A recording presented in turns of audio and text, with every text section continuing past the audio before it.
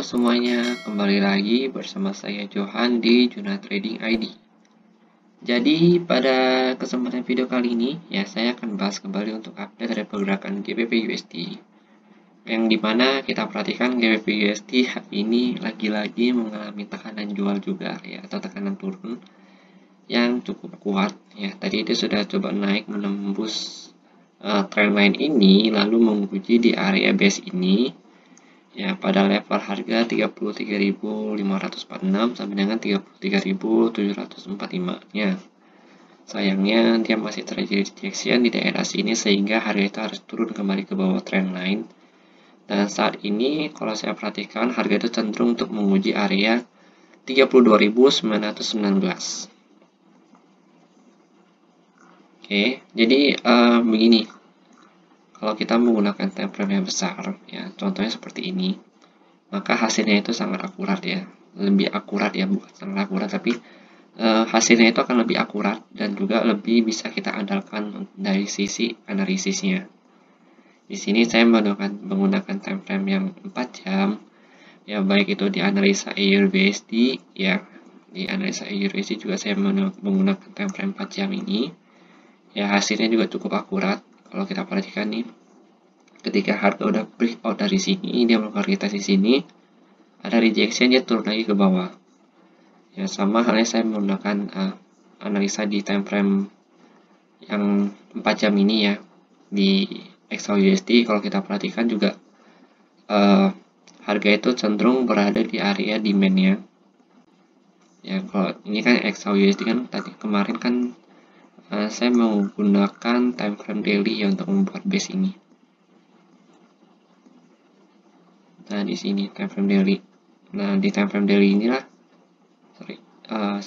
ini nih. Nah di time frame daily lah yang nantinya akan jadi acuan kita nih.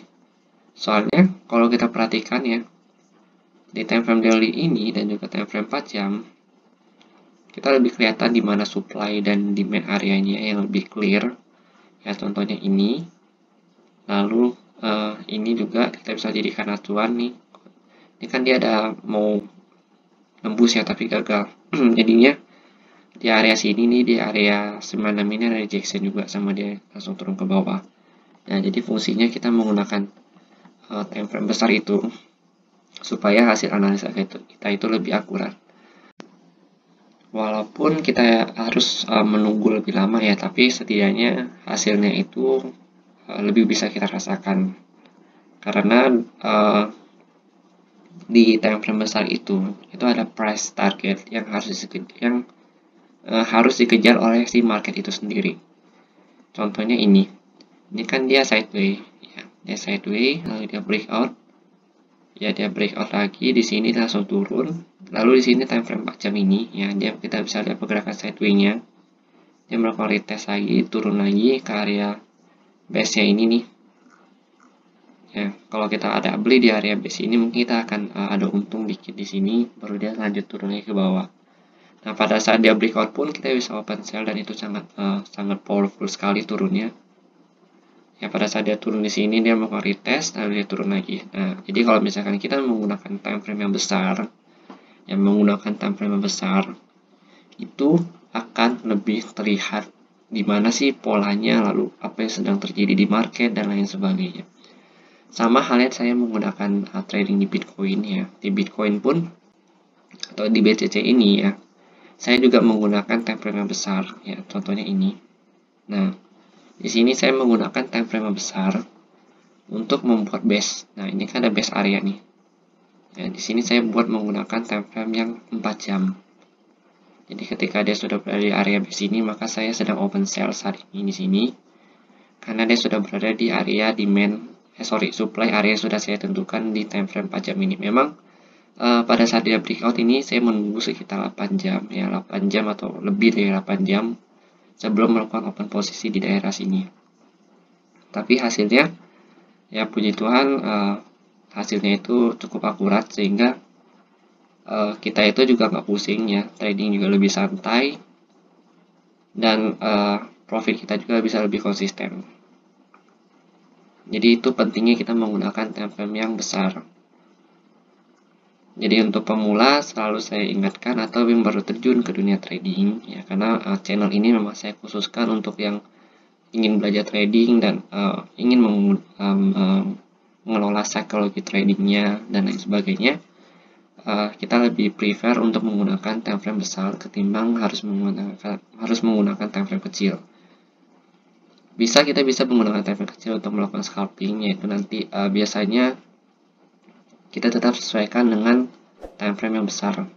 Jadi misalkan kita mau scalping di daerah-daerah sini ya, di area 33546 sampai 3374 ini, 45 ini, ya kita bisa ganti time frame itu ke 5 menit ya. Kita bisa ganti ke 5 menit ya. Bedanya daerah sini kita markingnya itu ya, kita marking ini sebagai area resistnya dia, lalu sebagai area supportnya dia.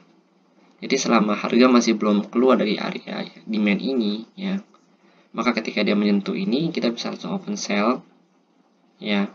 Terus saya tunggu nyentuh lagi, kita open dia nyentuh ini kita open buy, nyentuh ini kita open buy lagi, ini kita open buy lagi, dan ini kita open sell. Nah jadi selain menggunakan time frame besar bukan berarti kita nggak bisa scalping.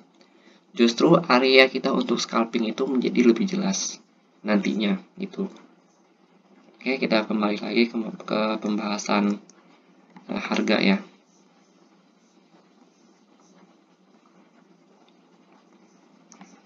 Nah, kalau kita perhatikan GBP USD ini cenderung untuk turun kembali karena dia sudah melakukan retest di area trendline-nya. Dan target penurunan dia itu ada pada level harga 32.919. Ya, kalau saya perhatikan di daerah-daerah sini dia turunnya. Karena di sini dia pada saat dia breakout, nah candle ini adalah candle retest ke trendline. Ini adalah candle retest untuk ke trendline-nya. Jadi ketika dia sudah berhasil di retest dan nanti pada saat dia next candle-nya ini ya, next candle ini dia turun ke bawah, maka ada kemungkinan besar dia untuk melanjutkan penurunannya ke 32919 ini. Oke. Jadi kalau di sini kita bisa open buy lagi nih. Ya, kita bisa open buy dengan stop loss kita. Kalau misalkan saya open buy di daerah sini, misalkan saya open buy di daerah sini, emang target buy saya itu ada di sini, ya saya akan tunggu di sini.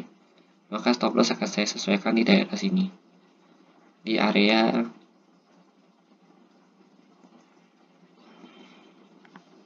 32.800 di sini untuk stop loss ya. Kalau misalkan kita menunggu di area sini. Oke, jadi sebenarnya kalau GBP USD ini juga kita harus bergantung pada DXY juga karena dia pair mata uang yang dipasangkan dengan USD. Jadi kita harus berpatokan dengan USD ya. Contohnya ini DXY. Nah kalau kita perhatikan DXY sendiri juga masih berada dalam supply areanya. Supply area itu ada pada level harga 9848 sampai dengan 97.000 ya. Dan masih cenderung di daerah sini dia sideways. Ya, kalau misalkan besok dia terjadi koreksi, ya dia sideways ini karena pada tanggal 25 kemarin pasar di Amerika itu tutup ya. Atau ada hari Thanksgiving Days, makanya ya pasar yang tidak beroperasi.